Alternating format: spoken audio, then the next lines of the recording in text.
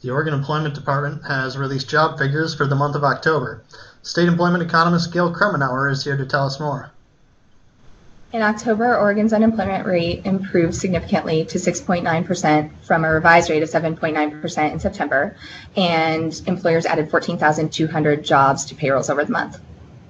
Can you elaborate a little more on the big drop in the unemployment rate?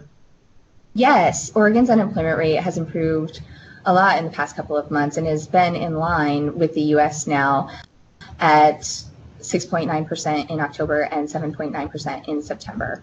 We've seen, though, a little bit of a difference in that since the COVID-19 closures started in the spring, the unemployment rate for women in Oregon has consistently been a little bit higher than it's been for men.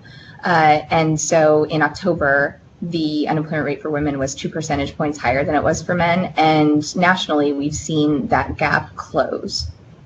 What can you tell us about the longer-term unemployment rate in Oregon? Again, we've seen significant improvement in the unemployment rate. From the peak of 14.9% in April, the unemployment rate has improved by 8 percentage points, down to 6.9%. That said, we are seeing an increase in the number of people who've been unemployed for a long time. So long-term unemployment, more than half a year, has tripled in the past couple of months and is now at 54,600 in Oregon. Switching gears to jobs, what happened in October and which were the industries most impacted? Oregon added 14,200 jobs in October. The sectors that really stood out the most for their gains included construction, which jumped up by 6,100 jobs, and also leisure and hospitality, which is primarily bars and restaurants, was among the big gainers with the increase of 4,300 jobs over the month. That's a pretty big contrast to what we've seen in particularly education, which has continued to struggle over the months. Private education services dropped by 1,800 jobs in October, and local government declined by 6,500. A lot of that is education focused as well, from K-12 through higher education. So how do all these numbers, the unemployment rate and job figures, fit into the bigger picture?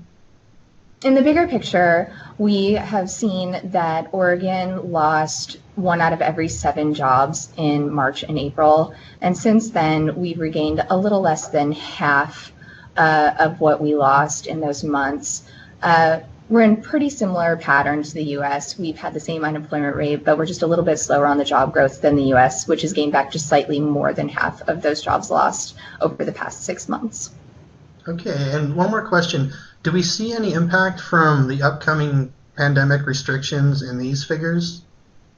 These figures are for October, and so they don't reflect any of the pause or freeze related measures that are going into effect in November.